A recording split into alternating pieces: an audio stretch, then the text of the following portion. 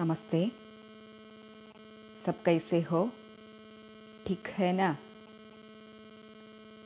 एक लंबी छुट्टी के बाद हम अपनी हिंदी कक्षा फिर शुरू की गई है।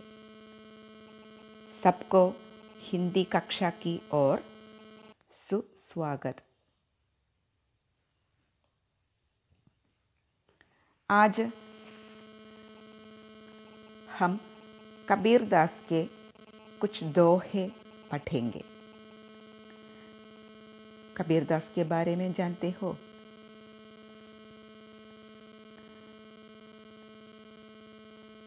कबीरदास एक महान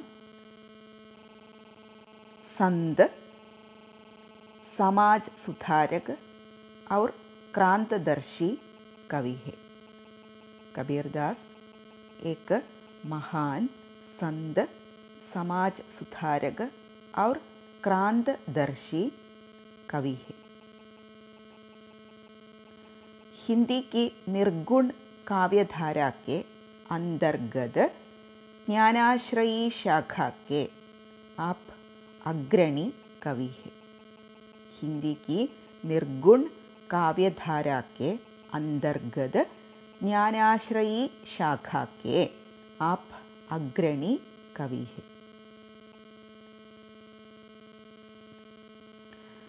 कबीरदास का जन्म काशी के आसपास हुआ। कबीरदास का जन्म काशी के आसपास हुआ था।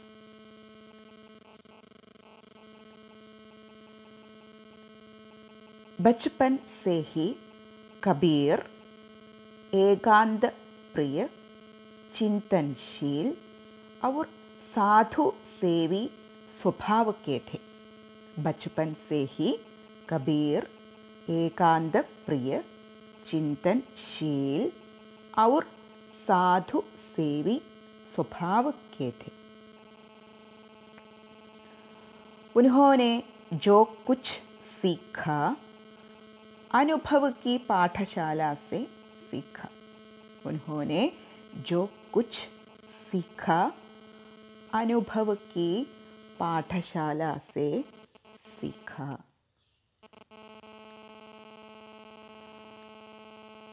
सद्गुरु रामानंद की कृपा से उन्हें आत्मज्ञान और प्रभु भक्ति का भाव प्राप्त हुआ। सद्गुरु रामानंद की कृपा से उन्हें आत्मज्ञान और प्रभु भक्ति का भाव प्राप्त हुआ। कबीर की वाणी बीजक नामक ग्रंथ में संग्रहित है।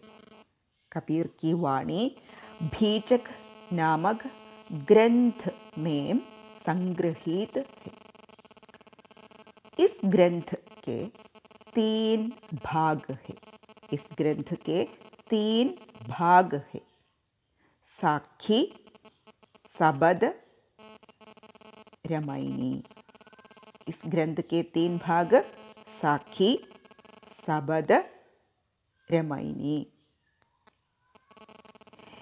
ये तीनों ही काव्य की अलग अलग शैलियाँ हैं।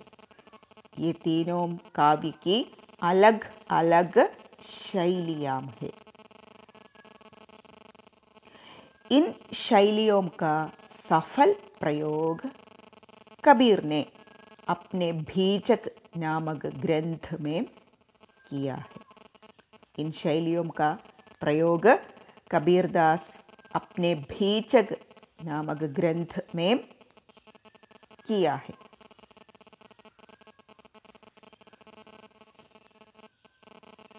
कबीर ने गुरु को गोविंद अथवा ईश्वर से भी अधिक महत्व दिया है। कबीर ने गुरु को गोविंद से भी अधिक महत्व दिया है। गुरु ही ज्ञान का दीपक प्रज्वलित करता है। गुरु ही ज्ञान का दीपक प्रज्वलित करता है।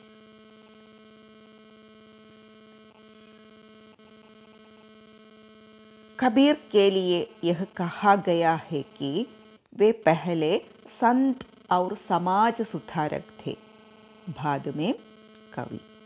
कबीर के लिए यह कहा गया है कि वे पहले संत और समाज सुधारक थे, बाद में कवि।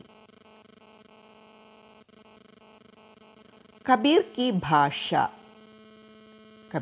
भाषा खिचड़ी अथवा सधुक्कड़ी भाषा थी। कबीर की भाषा खिचड़ी अथवा सधुक्कड़ी भाषा थी। यह मिश्रित भाषा है। कबीर की भाषा मिश्रित भाषा है, इसलिए इस भाषा को खिचड़ी भाषा कहती है। भाषा पर कबीर का जबरदस्त अधिकार था। भाषा पर कबीर का जबरदस्त अधिकार था।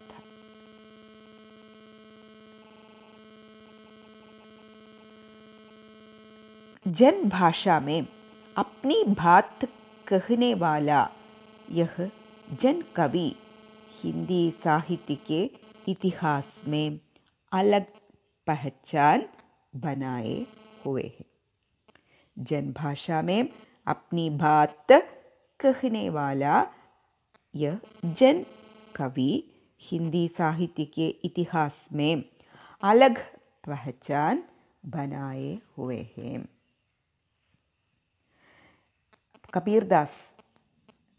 കബീർദാസ് മഹാനായ സാമൂഹ്യ പരിഷ്കർത്താവും അതുപോലെ തന്നെ സന്യാസിയായ കവിയുമായിരുന്നു. സന്ത് കവി ഔർ സമാജ സുധാരക്. സാമൂഹ്യ പരിഷ്കർത്താവും അതുപോലെ തന്നെ സന്യാസ ജീവിതം നയിച്ചിരുന്ന വ്യക്തിയുമായിരുന്നു കബീർദാസ്. പിന്നെ ഹിന്ദി സാഹിത്യത്തിലെ നിർഗുണ ഭക്തി ശാഖ, സഗുണ ഭക്തി ശാഖ, നിർഗുണ ഭക്തി ശാഖ, ഇങ്ങനെ രണ്ട് ഭക്തിശാഖകളാണ് ഹിന്ദി സാഹിത്യത്തിൽ. അതിലെ നിർഗുണ ഭക്തി ശാഖയിലെ അഗ്രണി കവി, ഏറ്റവും മഹാനായ കവിയായിരുന്നു കബീർദാസ്. കബീർദാസിൻ്റെ ജനനം കാശി എന്ന സ്ഥലത്തിന് അടുത്താണെന്ന് പറയപ്പെടുന്നത്. അതുപോലെ കുട്ടിക്കാലം മുതൽക്കേ കബീർദാസ് ഏകാന്തപ്രിയനും, ഏകാന്തത ഇഷ്ടപ്പെട്ടിരുന്നവനും, ചിന്താശീൽ, എപ്പോഴും ചിന്തയിൽ മുഴുകിയിരിക്കുന്നവനും, അതുപോലെ സാധു സേവി, സജ്ജനങ്ങളെ അല്ലെങ്കിൽ സന്യാസിമാരായിട്ടുള്ള ആളുകളെയൊക്കെ, സജ്ജനങ്ങളായ വ്യക്തികളെയൊക്കെ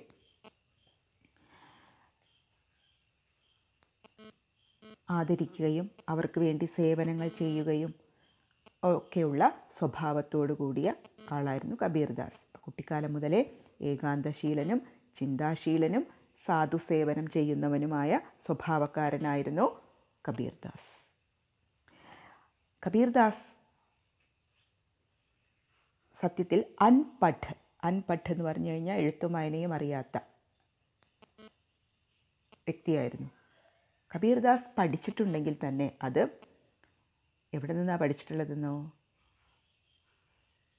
അപ്പനെ അനുഭവക്കി പാഠശാല, അനുഭവങ്ങളാകുന്ന പാഠശാല, ജീവിതത്തിലെ അനുഭവങ്ങളുടെ പാഠശാലയിൽ നിന്നായിരുന്നു കബീർദാസ് പഠിച്ചത്. അതല്ലാതെ ഔപചാരികമായിട്ടുള്ള വിദ്യാഭ്യാസമൊന്നും അദ്ദേഹത്തിന് ലഭിച്ചിട്ടില്ല. അപ്പം അതുകൊണ്ട് തന്നെ അദ്ദേഹം അൻപഠ്, എഴുത്തും വായനയും അറിയാത്ത വ്യക്തിയായിരുന്നു. അപ്പം അദ്ദേഹം ജീവിതത്തിൽ എന്തെങ്കിലും പഠിച്ചിട്ടുണ്ടെങ്കിൽ അതൊക്കെ സ്വന്തം അനുഭവങ്ങളുടെ പാഠശാലയിൽ നിന്നാണ് പഠിച്ചിട്ടുള്ളത്. പിന്നെ അദ്ദേഹത്തിൻ്റെ ഗുരുനാഥനായിട്ട് പറയപ്പെടുന്നത് രാമാനന്ദ് എന്ന വ്യക്തിയാണ് കബീർദാസിൻ്റെ ഗുരുനാഥൻ. ആ ഗുരുനാഥനിലൂടെയാണ് കബീർദാസിന് ആത്മജ്ഞാനം ലഭിച്ചത് എന്നാണ് പറയുന്നത്. പിന്നെ കബീർദാസ് എഴുതിയിട്ടുള്ള പുസ്തകം, കബീർദാസിൻ്റേതായിട്ട് പറയപ്പെടുന്ന പുസ്തകം, അതായത് അദ്ദേഹത്തിന് എഴുത്തും വായനയും അറിഞ്ഞിരുന്നില്ല. അപ്പോൾ അദ്ദേഹത്തിൻ്റെ ശിഷ്യഗണങ്ങളാണ് അദ്ദേഹം പറഞ്ഞു കൊടുക്കുന്നതൊക്കെ എഴുതി വച്ചിരുന്നത്. അപ്പോൾ അങ്ങനെ എഴുതപ്പെട്ടിട്ടുള്ള പുസ്തകത്തിൻ്റെ പേരാണ് ഭീജക് എന്നാണ് ആ ഗ്രന്ഥത്തിൻ്റെ പേര്. ഈ ഗ്രന്ഥത്തിന് 3 ഭാഗങ്ങളാണ് ഉള്ളത്. ആ 3 ഭാഗങ്ങൾ ഏതൊക്കെയാണ്? സാക്കി, സബദ്, രമായിനി, ഇങ്ങനെ 3 ഭാഗങ്ങളാണ് ഈ ഗ്രന്ഥത്തിനുള്ളത്. ഈ 3 ഭാഗങ്ങളും, ഈ ഗ്രന്ഥത്തിൻ്റെ 3 ഭാഗങ്ങളും കബീർദാസ് അലഗ് ശൈലിമേം ലിഖി ഹെ, വേറിട്ട ശൈലികളിലാണ് എഴുതിയിട്ടുള്ളത്. അപ്പം ഈ ശൈലികളുടെയൊക്കെ പ്രത്യേകത അദ്ദേഹത്തിൻ്റെ ഭീജക് എന്ന ഈ ഗ്രന്ഥത്തിൽ കാണാൻ സാധിക്കും എന്നാണ് പറയുന്നത്. പിന്നെ കബീർദാസ് ഗുരുനാഥനാണ് ഗോവിന്ദ് സെ, ഈശ്വരനേക്കാൾ അധിക് മഹത്വ ദിയാ ഹെ, അധികം അല്ലെങ്കിൽ കൂടുതൽ മഹത്വം നൽകിയിട്ടുള്ളത്. അപ്പോൾ കബീർദാസിന് ഗുരുനാഥനാണ് സത്യത്തിൽ ഈശ്വരൻ. അപ്പോൾ അദ്ദേഹം ഗുരുനാഥന് ഈശ്വരനേക്കാൾ അധികം മഹത്വം നൽകിയിട്ടുണ്ട്. കാരണം അങ്ങനെ മഹത്വം നൽകാനുള്ള കാരണം ഗുരുനാഥനാണ് ജ്ഞാൻ കാ ദീപക് പ്രജ്വലിത് കർത്താ ഹെ. ജ്ഞാൻ കാ ദീപക്, അറിവിൻ്റെ വെളിച്ചം അല്ലെങ്കിൽ അറിവിൻ്റെ ദീപം, പ്രജ്വലിത്, കൊളുത്തിത്തരുന്നത് അല്ലെങ്കിൽ തെളിയിച്ചു തരുന്നത്, അറിവാകുന്ന വെളിച്ചം തെളിയിച്ചു തരുന്നത് ഗുരുനാഥനാണ്. അതുകൊണ്ട് തന്നെ ആ ഗുരുനാഥനാണ് കബീർദാസ് ഈശ്വരനേക്കാൾ അധികം മഹത്വം നൽകിയിട്ടുള്ളത്. അതുപോലെ തന്നെ മറ്റൊരു പ്രധാനപ്പെട്ട കാര്യം കബീർദാസിൻ്റെ ഭാഷയാണ്, അദ്ദേഹം എഴുതാൻ ഉപയോഗിച്ചിരുന്ന ഭാഷ. ആ ഭാഷയ്ക്കുള്ള പേര് ഖിച്ചടി അഥവാ സധുക്കടി. അപ്പോൾ ഈ ഭാഷയുടെ ഒരു പ്രത്യേകത എന്ന് പറയുന്നത് മിശ്രിത ഭാഷ. ഇദ്ദേഹം ഇങ്ങനെ സന്യാസ ജീവിതം നയിച്ചിരുന്ന വ്യക്തിയായതുകൊണ്ട് തന്നെ ഓരോരോ പ്രദേശങ്ങളിൽ അങ്ങനെ സഞ്ചരിച്ചിരുന്ന ആളായിരുന്നു. അപ്പം അതുകൊണ്ട് തന്നെ ആ പോകുന്ന പ്രദേശങ്ങളിലെല്ലാം ഭാഷ, അവിടുത്തെ ശൈലി ഇദ്ദേഹത്തിൻ്റെ എഴുത്തിലും കടന്നുകൂടിയിട്ടുണ്ട്. അപ്പം അതുകൊണ്ട് തന്നെ ഇദ്ദേഹത്തിൻ്റെ ഭാഷ മിശ്രിത ഭാഷ, എല്ലാം ഇടകലർന്ന, എല്ലാം കൂടിച്ചേർന്ന ഭാഷയാണ്. അപ്പം അതുകൊണ്ട് തന്നെ ആ ഭാഷയ്ക്ക് സധുക്കടി ഭാഷ അഥവാ ഖിച്ചടി ഭാഷ എന്നൊക്കെയാണ് പറയപ്പെടുന്നത്. അപ്പം ഇതാണ് കബീർദാസ് എന്ന മഹാനായ ശ്രേഷ്ഠനായ എഴുത്തുകാരനെ കുറിച്ചിട്ടുള്ള ഒരു പരിചയപ്പെടൽ. അദ്ദേഹത്തിൻ്റെ 2 ദോഹയാണ് നമ്മളിന്ന് പഠിക്കുന്നത്. അദ്ദേഹം എഴുതിയിട്ടുള്ള 1-2 ദോഹയുണ്ട്. അപ്പം അതിൽ ആദ്യമായിട്ട് അദ്ദേഹം ഗുരുനാഥൻ്റെ മഹത്വത്തെക്കുറിച്ച് പറയുകയാണ്. എന്താ ഗുരുനാഥൻ്റെ മഹത്വത്തെക്കുറിച്ച് പറയുന്നത്? നോക്കൂ, ദോഹയൊന്ന് ശ്രദ്ധിക്കാം. സത് ഗുരു കി മഹിമ അനന്ത് കിയാ ഉപകാർ. സദ്ഗുരു കി മഹിമ അനന്ത് കിയാ ഉപകാർ. ലോചൻ അനന്ത് ഉഖാരിയ അനന്ത് ദിഖാവൻഹാർ. ലോചൻ അനന്ത് ഉഖാരിയ അനന്ത് ദിഖാവൻഹാർ. ഇവിടെ കബീർദാസ് ഗുരുനാഥൻ്റെ മഹത്വത്തെക്കുറിച്ചാണ് പറയുന്നത്. ഇവിടെ കബീർദാസ് പറയുന്നു, സദ്ഗുരു കി മഹിമ അനന്ത്. സദ്ഗുരു കി മഹിമ അനന്ത്. സദ്ഗുരു ഒരു ശ്രേഷ്ഠനായ ഗുരുനാഥൻ. ശ്രേഷ്ഠനായ ഗുരുനാഥൻ്റെ മഹിമ, മഹത്വം, അനന്ത്, അതിരുകളില്ലാത്തതാണ്. ശ്രേഷ്ഠനായ ഗുരുനാഥൻ്റെ മഹത്വം അതിരുകൾ ഇല്ലാത്തതാണ്. ആ ഗുരുനാഥൻ അനന്ത് കിയ ഉപകാർ. ഒട്ടനവധി ഉപകാരങ്ങൾ ചെയ്യുന്നു. ലോചൻ അനന്ത് ഉഖാരിയ. ലോചൻ അനന്ത് ഉഖാരിയ. ഈ ഗുരുനാഥൻ നമുക്ക് ലോചൻ, നമ്മുടെ കണ്ണുകൾ തുറപ്പിച്ചു തരുന്നു. ലോചൻ അനന്ത് ഉഖാരിയ. ഉഖാരിയ അദ്ദേഹം തുറന്ന് നമ്മുടെ കണ്ണുകൾ തുറപ്പിച്ചു തരുന്നു. അതായത് അറിവില്ലായ്മയിൽ നിന്ന് അറിവിലേക്ക് നമ്മളെ നയിക്കുന്നു. അതാണ് നമ്മുടെ കണ്ണുകൾ തുറപ്പിച്ച് തരുന്നു. അനന്ത് ദിഖാവൻഹാർ. ദിഖാവൻഹാർ എല്ലാം നമുക്ക് കാട്ടിത്തരുന്നു, എല്ലാം കാണിച്ചു തരുന്നു. സദ്ഗുരു കി മഹിമ അനന്ത്. സദ്ഗുരു, ശ്രേഷ്ഠനായ ഗുരുനാഥൻ്റെ മഹത്വം എന്ന് പറയുന്നത് അനന്തമാണ്, അതിരുകളില്ലാത്തതാണ്. അനന്ത് കിയ ഉപകാർ. ആ ഗുരുനാഥൻ നമുക്ക് അനേകം ഉപകാരങ്ങൾ ചെയ്തു തരുന്നു. ലോചൻ അനന്ത് ഉഖാരിയ. നമ്മുടെ ലോചനങ്ങൾ, നമ്മുടെ കണ്ണുകൾ അദ്ദേഹം തുറപ്പിക്കുന്നു. അനന്ത് ദിഖാവൻഹാർ. എന്നിട്ട് നമുക്ക് അനന്തമായ കാഴ്ചകൾ കാണിച്ചു തരുന്നു. ഇവിടെ കബീർദാസ് ശരിക്ക് പറയുന്നത് ഗുരുനാഥൻ്റെ മഹത്വത്തെക്കുറിച്ചാണ്. അതായത്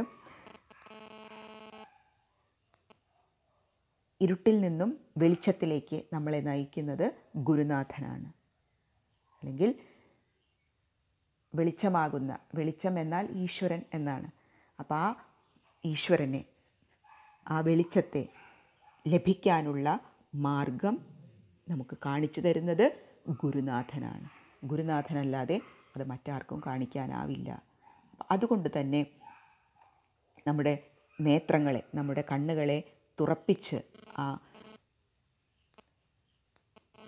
ജ്ഞാനത്തെ, ഈശ്വരൻ എന്ന ജ്ഞാനത്തെ, വെളിച്ചത്തെ കാണിച്ചു നൽകുന്ന, അല്ലെങ്കിൽ നമുക്ക് അതിനുള്ള വഴി തെളിച്ചു തരുന്ന ആ ഗുരുനാഥനാണ് എനിക്ക് ഈശ്വരനേക്കാൾ മഹത്വമുള്ളവൻ എന്നാണ് കബീർദാസ് പറയുന്നത്. അപ്പം അതുകൊണ്ട് തന്നെ ഈ അറിവ് അല്ലെങ്കിൽ ഈശ്വരൻ അല്ലെങ്കിൽ നന്മ, ആ നന്മയിലേക്കുള്ള പാത തെളിയിച്ചു തരുന്ന ഗുരുനാഥനാണ്, വെളിച്ചത്തിലേക്കുള്ള വഴി കാണിച്ചു തരുന്ന ഗുരുനാഥനാണ് എനിക്ക് ഈശ്വരനേക്കാൾ മഹത്വമുള്ളതായിട്ടുള്ളത് എന്നാണ് കബീർദാസ് ഗുരുവിനെക്കുറിച്ച്, ഗുരുവിൻ്റെ മഹത്വത്തെക്കുറിച്ച് ഈ ദോഹയിലൂടെ പറയുന്നത്.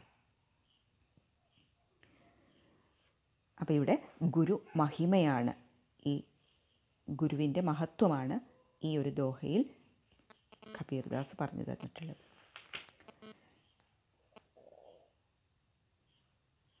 ഇനി അദ്ദേഹം പറയുന്ന അടുത്ത ഒരു ദോഹയിൽ അദ്ദേഹം പറയുന്നത് ഇതും ഈശ്വര സാന്നിധ്യത്തെക്കുറിച്ച് തന്നെയാണ്. അത് അദ്ദേഹം അവതരിപ്പിക്കുന്നത് ഇങ്ങനെയാണ്: ചക്കയി ബിച്ചുരി രേനിക്കോ ആയി മിലി പർബാത്തി. ചക്കയി ബിച്ചുരി രേനിക്കോ ആയി മിലി പർബാത്തി.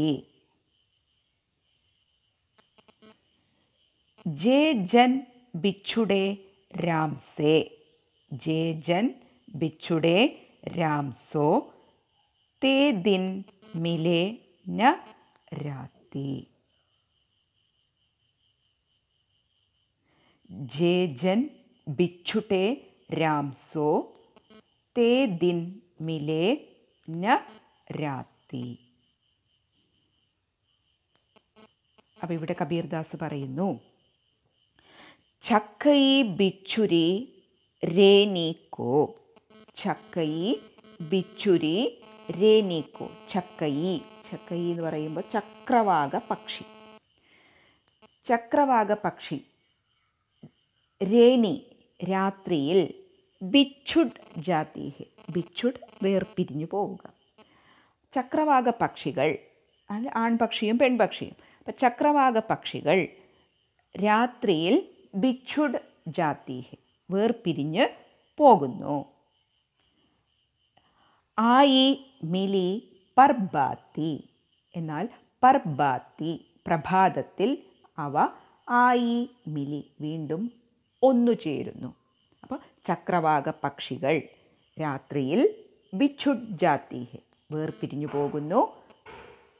പ്രഭാതമേ ആയി മിൽത്തി ഹെ, പ്രഭാതമാകുമ്പോൾ വീണ്ടും ഒന്നിക്കുന്നു. എന്നിട്ട് കബീർദാസ് പറയുകയാണ്, ജേ ജൻ ബിച്ചുട്ടെ രാം സോ, ജേ ജൻ ബിച്ചുട്ടെ രാം സോ. ജേ ജൻ ഏതൊരു വ്യക്തിയാണോ, ഏതൊരാളാണോ, രാം സോ ബിച്ചുട്ടെ, രാം സോ ഈശ്വരനിൽ നിന്ന് ബിച്ചുടെ അകന്നു പോകുന്നത്. അപ്പം ചക്രവാക പക്ഷിയെ ഉദാഹരണമാക്കിക്കൊണ്ട് കബീർദാസ് പറയുന്നു, ജേ ജൻ ഏതൊരു വ്യക്തിയാണോ, രാം സോ ബിച്ഛുഡ് ജാത്തെ, രാം സോ ഈശ്വരനിൽ നിന്ന് ബിച്ഛുഡ് ജാത്തെ അകന്നു പോകുന്നത്. തേ ദിൻ മിലേ ന രാത്തി, തേ ആ വ്യക്തികൾ അല്ലെങ്കിൽ ആ വ്യക്തി പിന്നീട് ദിൻ ഔർ രാത്ത്, ദിൻ പ്രഭാത ആയാലും രാത്ത് രാത്രിയായാലും ഈശ്വർ സേ ന മിലെ വീണ്ടും ഈശ്വരനിൽ ചേരുന്നില്ല, അല്ലെങ്കിൽ ഈശ്വരനോടുകൂടി ചേരുന്നില്ല. അപ്പോൾ